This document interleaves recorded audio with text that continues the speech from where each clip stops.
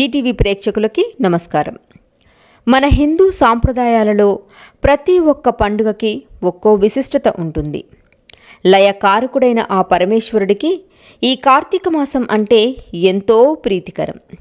ఈ 30 రోజులు చేసే నదీ స్నానాలు, జపాలు, పూజలు, ఉపవాసాలు, దాన ధర్మాలు ఇలా చెప్పుకుంటూ పోతే ఎన్నో ఉన్నాయి.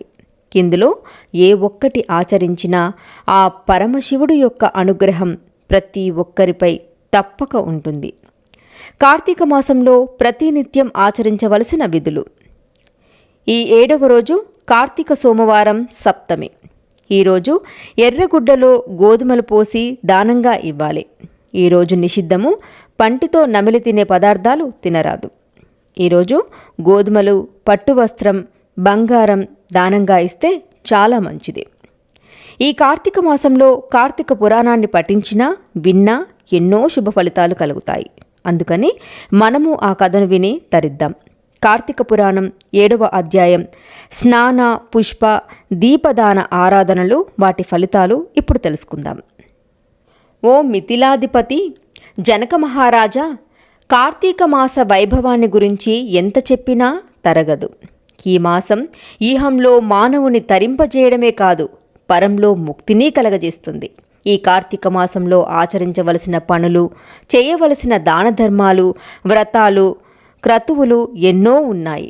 వాటన్నిటితో కూడిన కార్తీక వ్రతాన్ని పరిపూర్ణంగా వినిపిస్తాను. సావధాన మనస్కుడివై విను. రాజర్షి, కార్తీక మాసం శుద్ధ పాడ్యముతో మొదలవుతుంది. ఆనాటి నుండి 30 రోజులు సూర్యోదయ సమయానికి ముందుగా నక్షత్రములు ఉండగానే నదిలోనో, నదంలోనో, తటాకంలోనో తల మీద స్నానం చేయాలి. శ్లోకం: తులా రాశింగతే సూర్యే గంగా త్రైలోక్య పావని సర్వత్ర ప్రవరూపేణ సా సంపూర్ణ భవేత్తదా. ఈ మాసమంతా పరమ పావనమైన గంగానది సమస్త నదుల్లోనూ, నదాల్లోనూ, దిగుడు బావులు, చెరువులు మొదలైన వాటన్నిటి యందు ద్రవరూపంలో కలిసిపోయి ఉంటుంది. కనుక నీటిలో మునిగి తలస్నానం చేసి దోసిళ్లతో 3 సార్లు నీళ్లు తీసి ఆ నీటిని సూర్యునకు అర్ఘ్యంగా ఇచ్చి బయటకు రావాలి. తర్వాత పొడి బట్టలను కట్టుకొని తలను పొడిగుడ్డతో శుభ్రంగా తుడుచుకొని ఆరబెట్టుకోవాలి. వార్ధక్యము వలన గాని, ఆరోగ్యము సరిగా లేని కారణం చేత గాని, అవకాశం లేనప్పుడు గాని, మరే ఇతర కారణం చేతనైనా కార్తీక మాసం 1 రోజులు స్నానం చేయలేని వారు శ్లోకం: కార్తికే భానువారేతే స్నానకర్మ సమాచరేత్ మాస స్నానేన యత్పుణ్యం తత్పుణ్యం లభతే నృపః. శ్లోకం: ఆద్యేతిం మధ్యమే చ దినేయః స్నానమాచరేత్ మాస స్నానఫలం తేన లభ్యతే మాత్రాణ సంశయః.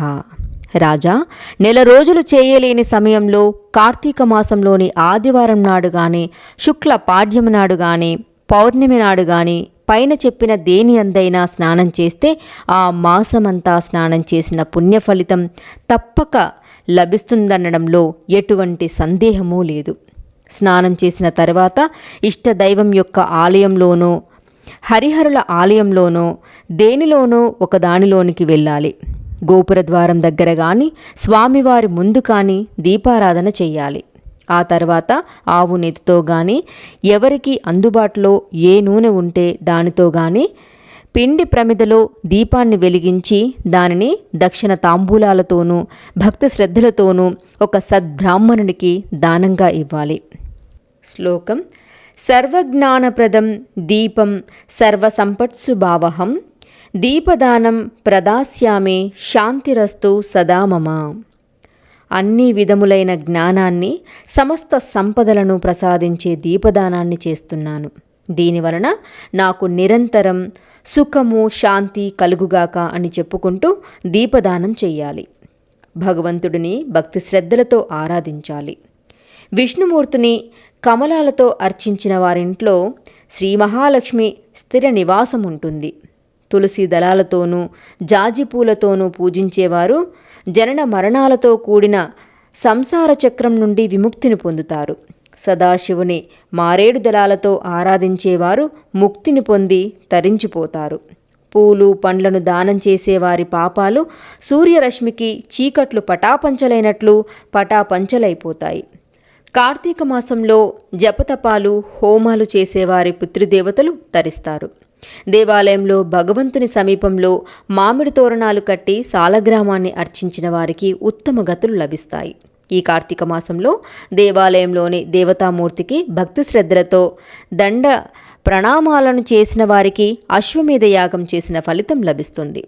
కార్తీకంలో ఉసిరి చెట్టు నీడలో దేవతార్చన చేసిన వారి జోలికి రావడానికి గాని వారిని తేరిపార చూడడానికి గాని యమధర్మరాజుకు కూడా సాధ్యం కాదు. కార్తీక మాసంలో సాలగ్రామాలని తులసి దళాలతో పూజించిన వారు ధన్యులే తరిస్తారు. ఉసిరి చెట్టుతో కూడిన వనంలో భగవంతుని పూజించి వనభోజనం చేసిన వారు శరీరాన్ని వదిలిన తర్వాత పుణ్యలోకాలకు చేరుకొని తరిస్తారు. కార్తీక మాసంలో చినిగిన వస్త్రాలతో చలికి వణుకుతూ బాధపడుతున్న వారికి వస్త్రదానం చేస్తే సద్గతులను పొందుతారు. అతని వలన అతని పూర్వీకులందరూ కూడా తరిస్తారు. కార్తీకంలో శ్రీహరిని అవిషపూలతోనూ తులసి దళాలతోనూ ఆరాధించిన వారు ఈ లోకంలో సౌఖ్యాలను అనుభవించి పరలోకంలో ముక్తులై తరిస్తారు. శివుణ్ణి జిల్లేడు పూలతో ఆరాధించిన వారు సంపూర్ణమైన ఆయుర్దాయమును అనుభవించి మరణించిన తర్వాత శివ సాయుధ్యాన్ని పొందుతారు. కార్తీకంలో స్నానం, దీపారాధన, దీపదానం, వనభోజనం, దేవతారాధనలు చేయడం వలన కలిగే ఫలితం ఇంత అని చెప్పడానికి వీలు కానిది.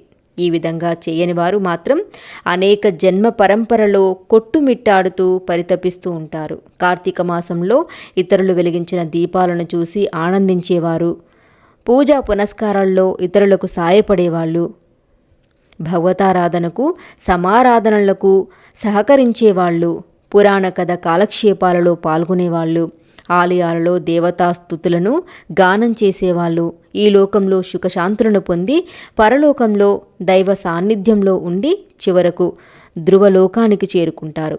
ఈ కార్తీక మాసంలో సోమవారాలు, పౌర్ణిమలు చాలా ప్రశస్తమైన పర్వదినాలు. ఆ రోజులలో ఉపవాసం ఉండి సాయంత్రం పూజలు చేసి ప్రసాదమును స్వీకరించడం వంశ సాంప్రదాయాలను బట్టి జరుపుతూ ఉంటారు. ఈ రోజులలో సమస్త కుటుంబాల వారు 3వ సోమవారం అంటే కార్తీక పౌర్ణమి రోజున తప్పనిసరిగా పూజలు చేస్తూ ఉంటారు. వీటికే కార్తీక నోములు అని పేరు. ఆయా కుటుంబాల వారు వారి వారి సాంప్రదాయాలను అనుసరించి వారి వారి పూర్వీకులు చేసిన విధంగా పూజాధికాలను నిర్వర్తిస్తూ ఉంటారు. ఏ కుటుంబము ఈ విషయంలో మాత్రం భిన్నంగా ప్రవర్తించదు. ఈ నోము నోచిన కారణంగా ఆ కుటుంబంలోని వారికి మేలే జరుగుతుంది. సిరి సంపదలు లభించడం, మోక్షసిద్ధి కలగడం అనేది ఈ కార్తీక మాసంలోని విశేషం. ఈ విధంగా ఆచరించాల్సిన వాటిని వేటిని ఆచరించని వారు మాత్రం 7 అంటే 14 జన్మలు నక్కలై పుడతారని వశిష్ఠుడు జనక మహారాజుకు తెలియజెప్పాడు. భగవంతుడు జ్యోతి స్వరూపుడని కనుక దీపాన్ని ఆరాధిస్తే అజ్ఞానం తొలగడంతో పాటు జ్ఞానాది సమస్త సంపదలను ఆ భగవంతుడు ప్రసాదిస్తాడని వివరించాడు వశిష్ఠుడు జనక మహారాజుకి. 7వ పారాయణం సమాప్తం. ఈ వీడియో కనుక మీకు నచ్చినట్లయితే లైక్ చేయండి, షేర్ చేయండి.